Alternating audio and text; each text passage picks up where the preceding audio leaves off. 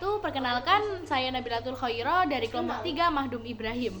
Pada kesempatan kali ini saya akan mereview materi tentang ke IPNU dan ke IPPNU-an serta keorganisasian. Yang pertama yaitu materi ke IPNU dan ke IPPNU-an. IPNU adalah Ikatan Pelajar Nahdlatul Ulama, sedangkan IPPNU adalah Ikatan Pelajar Putri Nahdlatul Ulama. IPNU didirikan oleh Kyai Haji Tholhah Mansur pada tanggal 20 Jumadil Akhir 1373 Hijriah atau 24 Februari 1954 Masehi. Kemudian, selang 1 tahun setelahnya, IPPNU didirikan oleh istrinya yang bernama Haja Umroh Mahfudoh pada tanggal 8 Rajab 1374 Hijriah atau 8 Maret 1955 Masehi. Awalnya, kedua organisasi ini berpusat di Yogyakarta. Kemudian pada tahun 1966 dipindahkan ke Jakarta. Kemudian ada 3 aspek dalam IPNU dan IPPNU. Yang pertama ada aspek ideologis, yang kedua ada aspek keinginan, yang ketiga ada aspek sosiologis. Yang pertama ada aspek ideologis. Aspek ideologis ini yaitu Indonesia adalah negara yang mayoritas penduduknya beragama Islam dan juga berpedoman kepada Ahlus Sunnah wal Jamaah. Sehingga untuk melestarikan hal tersebut butuh atau dipersiapkan kader-kader yang pastinya beragama Islam dan juga berhaluan Ahlus Sunnah wal Jamaah. Kemudian yang kedua ada aspek keinginan.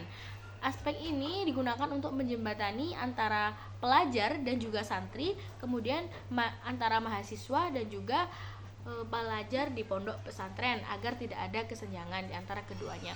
Kemudian aspek sosiologis, adanya persamaan tujuan, kesadaran dan juga keikhlasan. Maka IPNU dan IPNU dan IPPNU ini merupakan banom dari organisasi Nahdlatul Ulama yang sangat berperan dalam proses pengkaderan yang selalu berpedoman kepada Ahlus Sunnah wal Jamaah di setiap pergerakannya. Kemudian selanjutnya ada akidah dan asas. Yang pertama ada akidah. Dalam bidang kalam, IPNU dan IPPNU ini mengikuti Imam Abu Hasan Al-Asy'ari dan juga Imam Abu Mansur Al-Maturidi. Kemudian dalam hal fikih mengikuti salah satu dari 4 mazhab, yaitu Imam Syafi'i, Imam Hambali, Imam Maliki dan juga Imam Hanafi. Kemudian dalam bidang tasawuf mengikuti Imam Junaid Al-Baghdadi dan juga Al-Ghazali.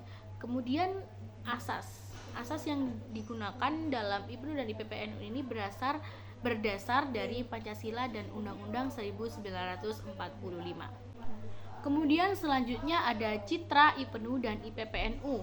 Yang pertama ada wawasan kebangsaan, yang kedua ada wawasan keislaman, dan yang terakhir ada wawasan keterpelajaran. Yang pertama adalah wawasan kebangsaan, berpedoman kepada kerakyatan yang dipimpin oleh hikmat, yang mengakui kebinekaan sosial, budaya yang menjunjung tinggi persatuan dan kesatuan Indonesia. Kemudian ada wawasan keislaman, agama Islam sebagai sumber pedoman yang memberikan makna kepada seluruh manusia atau masyarakat. Oleh karena itu, IPNU dan IPPNU ini bersifat tawasud dan juga iktidal serta menjunjung tinggi prinsip kebenaran, seperti itu, kebenaran dan kejujuran serta menghindari tingkah laku taharuf atau ekstrim. Kemudian ada wawasan keterpelajaran. Wawasan keterpelajaran ini pemberdayaan sumber daya manusia yang terdidik sekaligus berilmu, berkeahlian dan visioner yang berpihak kepada kebenaran, kejujuran serta amar ma'ruf nahi mungkar. Kemudian materi yang kedua ada materi keorganisasian. Organisasi sendiri menurut KBBI adalah kesatuan dari beberapa bagian atau beberapa orang yang memiliki tujuan bersama. Kemudian ada jenis-jenis organisasi. Yang pertama ada jenis organisasi berdasarkan aspek pimpinan dibagi menjadi dua, ada organisasi tunggal dan juga organisasi pimpinan jamak. Organisasi pimpinan tunggal contohnya seperti gubernur, wali kota, terus bupati dan lain-lain. Kemudian organisasi pimpinan yang jamak adalah contohnya seperti Dewan Perwakilan Daerah, Dewan Direksi, dan masih banyak lagi. Kemudian yang kedua ada jenis organisasi berdasarkan aspek keresmian. Ada dua, yaitu formal dan informal.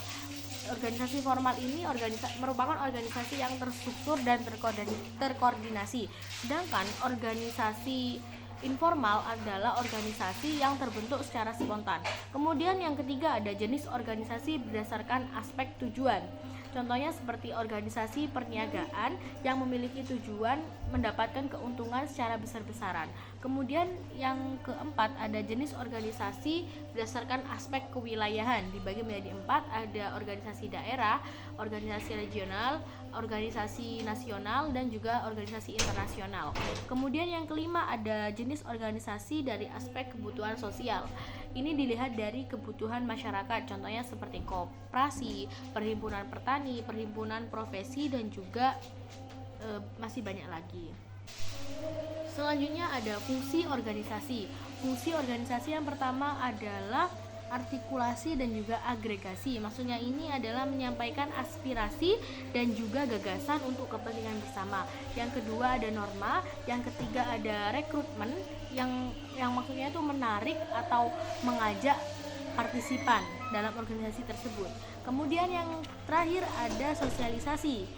Yang dimaksudkan sosialisasi ini adalah upaya sistematis untuk mentransfer nilai-nilai kepada seluruh sistem atau seluruh anggota yang ada di organisasi tersebut. Kemudian ada unsur organisasi. Yang pertama, organisasi itu harus ada orangnya atau biasanya disebut dengan men. Kemudian ada kerjasama. Kemudian yang ketiga ada tujuan. Keempat ada peralatan, dan yang terakhir ada lingkungan.